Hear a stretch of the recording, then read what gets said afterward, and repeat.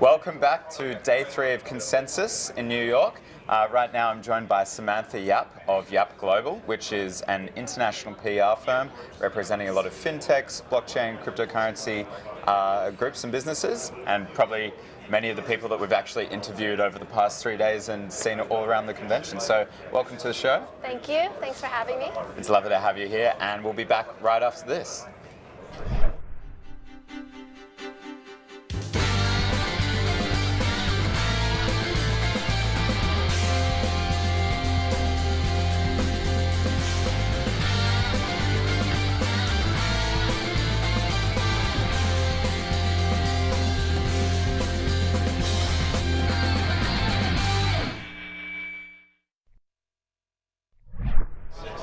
Okay, welcome back. So we're here with Samantha Yap of Yap Global. So Yap Global, I would say, is an international PR firm. Like I said, mainly the clients here, but more sort of boutique.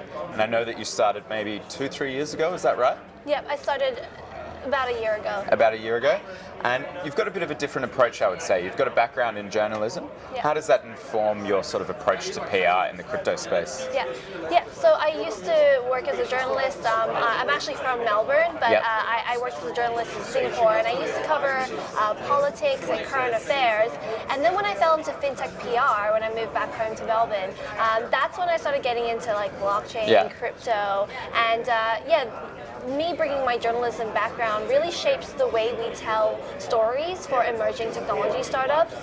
We understand that, because as a journalist, you have to be kind of like a generalist as well, because you do a lot you speak to a lot of different projects, and Yeah. you kind of have to break down complex projects and complex terms into easy to understand ways. So that's kind of what we bring to PR. So our clients, we work with companies we work with an open source wallet called MyEtherWallet. We also work with Zcoin, which is a privacy coin, and both their projects are quite technical. Yes. But we're here to help them break down the key messages they want to say into an easy and digestible way for the audience. Which I think is exactly what Finder tries to do with our sort of product. We're trying to break down these really complex topics that are either, really steeped in finance, economics, technology, and make it easier for people. So when you're assessing a project to work with, what do you look for? What makes a project worth working with for you? Yeah. So I, founded Yap Global in early 2018 when there was, just off the back of the ICO craze.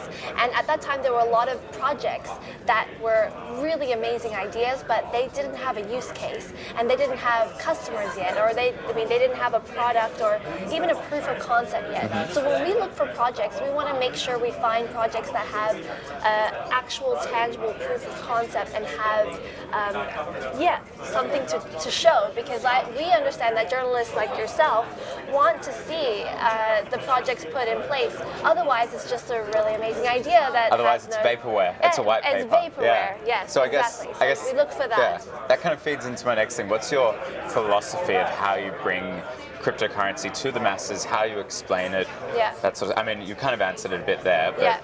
So we like to tell people that we tell stories, not sell products. Yep. And we also see ourselves as the bridge between quality journalism Yep. And emerging technology startups. We know that journalists like yourself work really hard to break down the complex, terms and projects in the space, and we want to support journalists to do that. And at the same time, we want to help the underrepresented clients that don't really get a lot of attention in this space we want to help them get into improve the their narrative. voice. Yeah. And insert them into the narrative, and ultimately we want to just add value and shape discourse in this industry in a productive way. And so speaking about shaping discourse in a productive way, we've obviously seen market sentiment shift lately, I guess. From where you're sitting, what kind of shift in sentiment are you seeing within the broader public about their understanding or their acceptance of cryptocurrency and blockchain? Yeah. So compared to early 2018, when we started pitching stories to some journalists, actually in 2017 and 2016, when Bitcoin price started to kind of hike up a little, it started and were to these shoot mainstream up. journalists as well? So So they were actually tech journalists, Yeah. so mainstream tech Yeah, journalists, yeah. because there's all different types of tech, as well as traditional financial journalists and business journalists. So in say late 2017, early 2018, it was still around the time where people were still trying to understand what blockchain technology is, how it works, what projects there are in this space. Late last year, we find that more journalists are more educated about this topic already, but then there's still more learning to do in terms of, because now things are getting a little bit more, technical in a way. So yeah, it's a learning process, but we feel like early 2018, we still had to explain what blockchain technology was, still had to tell people about Bitcoin and Ethereum. Yeah. But then now, more journalists are more informed about this space. So it sounds like, in a broad sense, finally people, they have the education that was required to actually write about these products and stories properly, and that they can now, that means that there's more people out there that are able to disseminate the message, educate the population on what blockchain is. When actually Bitcoin moves, they can write about it with like a really well-informed background, whereas a year ago people were scrambling to Google every single term and learn about it. Yeah. But then you asked about sentiment as well. So we also like to think, we also have observed that the sentiment of the blockchain and crypto industry has shifted based on the price of Bitcoin. So when the price of Bitcoin shot up in late 2017 to 20 grand per Bitcoin, people were talking about it and people were very excited about it. There was a lot of hype.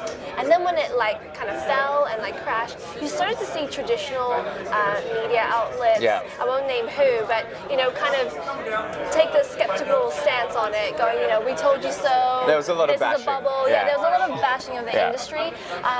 And then now the price is back up to, as we speak right now, more than 8,000 Bitcoin, $8,000 per Bitcoin.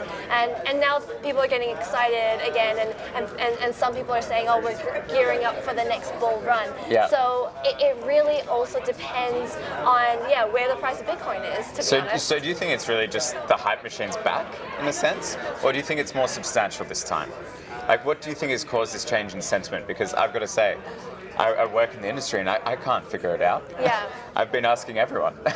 I can't figure that out either, but I think that over the past year and a half, we've witnessed quality projects that are still around. So I think the substantial and sustainable projects that were around last year and are still growing and are still working and building on their products, I have a lot of faith in that. So I think that the projects that are still around today are maybe testament to the fact that this industry is growing and there are quality projects coming out. And a good point about that is, we're at consensus, and you look at the big industry players that are here. You've got Microsoft, you've got IBM, you've got Fidelity, you've got the titans of industry that are here using this stuff, building on it, giving it to their clients. It's no longer a buzzword that was just, it's an actual substantial product that is real. So what do you think is the next phase, or what is required for the next step of getting it out there into the mainstream market again? I think at this stage, I think the companies in the space right now should just continue to educate the public and educate journalists themselves about what they're doing, the technology that they're growing. I think there's different types. There's the rise of digital security offerings now. So a year ago, ICOs, people knew what they were and people were skeptical, but now there's about digital security offerings. So what does that mean? What is that? How is that put in place? Who are the players in this space? So just thinking for the poor public at home trying to keep up with it all, and I say that you said digital security offerings. I'll sometimes say security token offerings. Others will say initial asset offering. That's true. There's just and there's so many other so words. For example, DeFi was always a thing, but now DeFi has become a buzzword. I've only started to see that, maybe because we started seeing that on billboards here, but DeFi, decentralized finance. My buzzword dictionary is growing by the day. I can tell you that. But beyond the buzzwords, though, what I say and I encourage on a PR front to projects that are interested in just growing in this space is to make sure that you work on explainer pieces. So like we just said, there's different terms like security token offerings, digital security offerings. They're actually the same things, but why are there different terms? And put that in an explainer, and that's something that we work on. So we work with Securitize, which is a security token company, they're fantastic. And so that's some I think that we work on with So them. you could say that we need consensus in this space. Yes. Well done. I had to get one in there. So speaking of consensus, you were here last year. Yeah. This year, I think last year was 10,000 people. This year's 3,500 people. Really? We've had Crypto Winter in between. How do you compare this year to last year? What's your takeaway from? Yeah, it was crazy because last year was very hypey. Like there was so much hype.